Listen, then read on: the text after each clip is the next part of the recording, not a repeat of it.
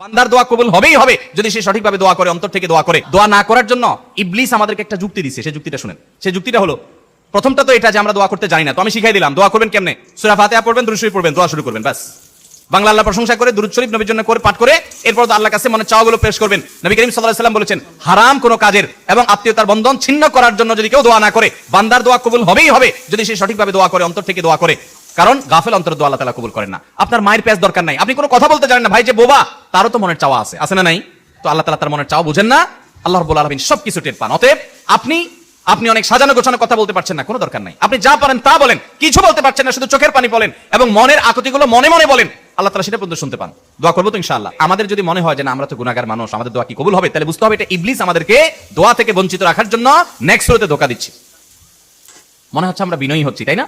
যে আমি নিজেকে ছোট মনে করছি, আরে আমি গুনাহগার, আমার কি দোয়া কবুল হবে? এটা নেক্সট ফ্লোতে দোয়া, ধোঁকা। আপনার দোয়া কবুল হবে না কে বলেছে? আল্লাহ ওয়াদা করছেন, উদউনি, তোমরা আমার কাছে দোয়া করো, আস্তাজিব লাকুম, আমি দোয়া কবুল করব। আর ইবলিস আপনাকে বলছে না না, তুমি গুনাহগার মানুষ, নামাজের ঠিক নাই, রোজার ঠিক নাই, তোমার দোয়া আল্লাহ কবুল করবে। এই জন্য আমাদের দ্বারা দোয়া করা হয় না। ভাইরা আমার, ইবলিসি আমরা শুনবো না। দোয়ার মাধ্যমে বান্দা লাভবান হয়, লাভবান হয়, লাভবান হয়। বান্দা যদি দোয়া করে সেটা তিন ভাবে কবুল হয়। কয় ভাবে কবুল হয়? তিন ভাবে। দোয়া যদি শর্ত পূরণ করে আপনি করতে পারেন, মিস হবে না। হালাল উপার্জনকারী দোয়া কবুল হয়, হারাম দিয়া দেহ গঠন হলে দোয়া কবুল হয় না। দোয়া কবুলের মূল শর্তই সেটা।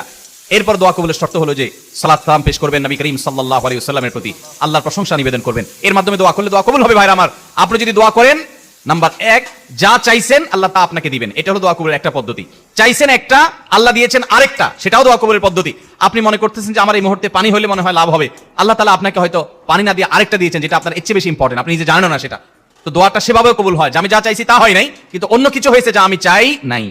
এটা দোয়ার মাধ্যমে হয়। তৃতীয়ত, বান্দার দোয়া কখনো কখনো আল্লাহ দুনিয়াতে কিছুই দেন না দোয়ার বিনিময়। আল্লাহর কাছে চাইছে আল্লাহ এটা দেন, আল্লাহ দেয় নাই, কিন্তু আখিরাতে আল্লাহ তাআলা তার জন্য সওয়াব রেখে দিয়েছেন। কারণ দোয়া বান্দার বৃথা যায় না।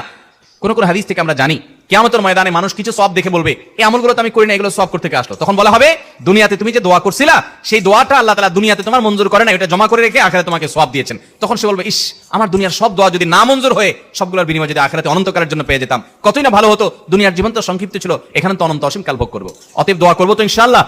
আমাদের মুর্দাদের জন্য আমাদের দোয়া করতে হবে, চোখের পানি ফেলতে হবে। ভাইরা আমার, বাবারা আমার, আমাদের দাদা দাদি, নানা নানি, তাদের বাপ দাদা, আমাদের নিজেদের আপন, আমাদের কাছের আত্মীয় স্বজন এবং আমাদের বাবা মা, আত্মীয় স্বজন সহ বন্ধু বান্ধব, পাড়া প্রতিবেশী, আরো যারা দুনিয়া থেকে চলে গেছেন, তাদেরকে আমরা যদি উপকার পৌঁছাতে চাই, আল্লাহর শপথ করে বলছি, সবচেয়ে বড় উপায়, সবচেয়ে বড় মাধ্যম হলো আপনি নিজে আল্লাহর কাছে একটু হাত তুলে চোখের পানি ফেলেন, নামাজ পড়ে 2 রাকাত, অথবা যখন আসেন, এমনকি বিনা ওযুতেও সম্ভব, আপনি ভোর রাতে নামাজের আগে পরে, অবসর সময়ে, শুক্রবারে, বিশেষ করে আসরের পরে শুক্রবারে বা যে কোনো সময় আপনি 2 হাত তুলে, অথবা হাত তোলার সুযোগ নাই, আপনি হাঁটছেন। আমি কিন্তু আমল করি ভাই। আমার বাবা দুনিয়া থেকে চলে গেছেন, গভীর রাতে মাহফিল শেষ করে বাসায় যাই, হঠাৎ বাবার কথা মনে পড়ে, আর সাথে সাথে আল্লাহর সাথে কথা বলা শুরু করে দেয়। আল্লাহ, আমার আব্বাজান আজকে বেঁচে থাকলে কত আমল করার চেষ্টা করতেন, কোনোদিন দেখি নাই আমার আব্বাজান রহমতুল্লাহ আলাইহি জীবনে একটা দিনও দেখি নাই যে কোরআন তেলাওয়াত ছাড়া তার দিনটা কেটেছে, কোনোদিন দেখি নাই।